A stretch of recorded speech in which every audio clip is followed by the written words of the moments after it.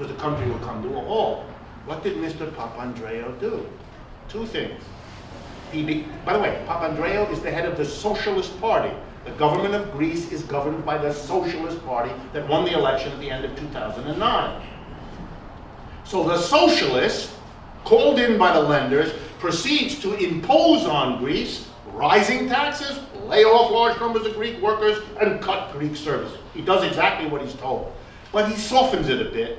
He goes to the European Union and he says, look, could you step in and give me loans when these people bail out on me? And the European government said, yeah, we'll help you out.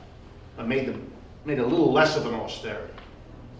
There have been six general strikes in Greece over the last 12 months. 6. It is a country that is coming closer and closer to a civil war. It can't function. All over Europe, the same thing is going on. Not as harsh as the Greeks. The Greeks are a poor country, they're a small country. It's easy to manipulate them. France, Spain is a totally different kettle of fish. But the same thing. In France, the government of Mr. Sarkozy, who, by the way, is about to disappear politically. He gets lower ratings in France today than George Bush did in the last 4 months of his presidency, which is an achievement. Real achievement. Why? Mr. Sarkozy had the nerve. Did he raise taxes on the average? No. Did he lay off large numbers of French workers, government workers? No, no. Here's what he proposed. The eligibility age for Social Security in France, for full Social Security, will go from 65 to 67 years of age. For partial Social Security, you have to go from 60 years, as much as it was now, to 62. By American standards, this is not a terribly radical proposal. As you will see in a couple of months, when Mr. Obama's Commission on Social Security announces this sort of thing too, for us. That's a secret.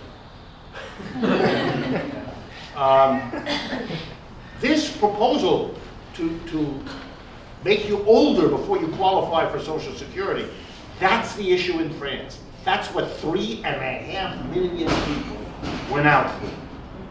Those people are saying to the president of France and all of Europe, you are not going to fix the crisis of capitalism on our backs. That, by the way, is their slogan. Technically, their slogan actually reads, we produce your profits and we have suffered from your crisis. You will not make us suffer again to fix this crisis. You're going to have to find the money someplace else. And someplace else is a euphemism for the rich people. Because that's the only other place to go.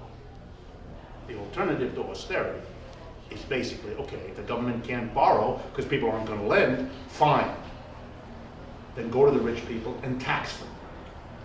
And so I'm going to conclude by doing a little bit of analysis so you understand what I just said, because it applies to the United States just as much as to the rest of the world. Let's go back. The government of the United States in a crisis, like the government of France, decides that what it needs to do is spend a lot of money, buy tons of stuff, build bridges. All those projects you see around with the sign, this is the Recovery Act paying for, the 3rd Avenue bridge to the Bronx is going to have another layer of whatever it is they put there. So governments spend money. That's good. They spend money, they buy things, and that gives people jobs, making the things that the government is buying. Everywhere. Step 2. But of course the government shouldn't tax people. After all, it's a crisis and people are already hurting. You can't tax them. And it wouldn't make much sense, right, to tax the average person, because that person would then have less money to spend, and so that would be a less spending offset by the government then spending that money. That cancels out. That would make no sense. So the clever idea is we won't tax people. We'll spend a ton of money. We'll borrow the money. Okay, now follow the bouncing ball with me. The government could, of course, have gone to the richest people in the country and said, we're going to tax you. We need a lot of money to stimulate the economy. You have a lot of money. Or better, you had a lot of money. And let me give you the exact numbers. Merrill Lynch and Gap Gemini, two wealth management. These are the tops of these firms that handle only the accounts of very rich people. They keep track of who the rich people in America are. And they have a category called HNWI, high net worth individuals. I want to congratulate those of you that are in this group.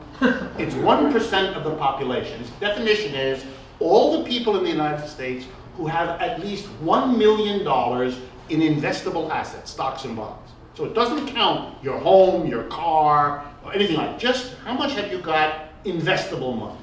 That's 1% of the population, have $1 million or more. Together they have their total assets, Merrill Lynch has counted them, 11 point something trillion dollars worth of wealth. Okay, I did a little calculation. I'm an economist, they taught me how to do this. I took the wealth that they had in 2009, $11.7 trillion. And I said, what was the deficit the United States government had? The amount of money the government borrowed for its big stimulus, 1.7 trillion. That was the deficit in 2000. So I said, okay, what is 1.7 trillion out of the 11.7 they had? And I think about 15%. So I came up with a solution. If the United States government had taxed 15% of the wealth of those who had at least $1 million after their home and their car and everything else, then the United States government would have had the money to do exactly the same stimulus it did before, and it wouldn't have had to borrow one nickel. There'd be no debt, no interest on the debt, no lenders telling you what to do, no austerity, nothing. And that is exactly the same number system as exists in every other European country. And the mass demonstrations in Europe are fundamentally coming, it's taking a while to get all this cleared up in their heads, but they're endly coming slowly to the point, we are not going to pay the price of this capitalist breakdown. That's going to be paid by those people. The reason why we have deficits, of course, in America, is not because Keynesian economists figured out it was a good idea. No one gives a damn what Keynesian economists think or do. They have exactly as much influence on the flow of events as you do. I don't mean to hurt your feelings. The reason we have deficits is because the rich people long ago understood there's two options for us. Either they come and take it as a tax, or we lend it to them, and they have to pay us back with interest. Now I ask you, which one would you choose? That's why we have deficits. It's a way in which the rich make money off of the mechanism that government uses to clean up the mess that the rich people cause. If that isn't the genius of a system, I don't know what is. That's spectacular. In the United States, we have had no mass demonstrations, no general strike. Italy has had 4, Greece has had 6, France has had 1, Portugal has 1 scheduled for later this month, and so it goes. Something is extraordinarily different in the United States. The first action we had on any sort about the unemployment happened last weekend. The 2nd of October, I don't know, some of you, anyone here went? Somebody? Okay, a few of you went. So we had the AFL-CIO, the NAACP, and a few other organizations, or many other organizations, called for something. There was a conference and a march to do something about unemployment, more or less. And I'm glad, and heaven knows, but compare that. I don't mean to diminish it, but do compare it with what happens in Europe. It's night and day. And their crisis has been less severe than here. There's something fundamentally going on. And the only thing I can think of, for just to provoke you, is the following. In all European countries, there are strong and vibrant trade unions, strong and vibrant communist parties, strong and vibrant anti-capitalist parties that are not in the Communist Party, and strong left wings of the socialist parties. They keep alive the notion that the society can do better than capitalism, that socialism and other things are alternatives. But more important than keeping that alive, and that's important, these are leftists who are constantly making criticism that appears on the radio and the television, in newspapers, in articles. It's part of the culture.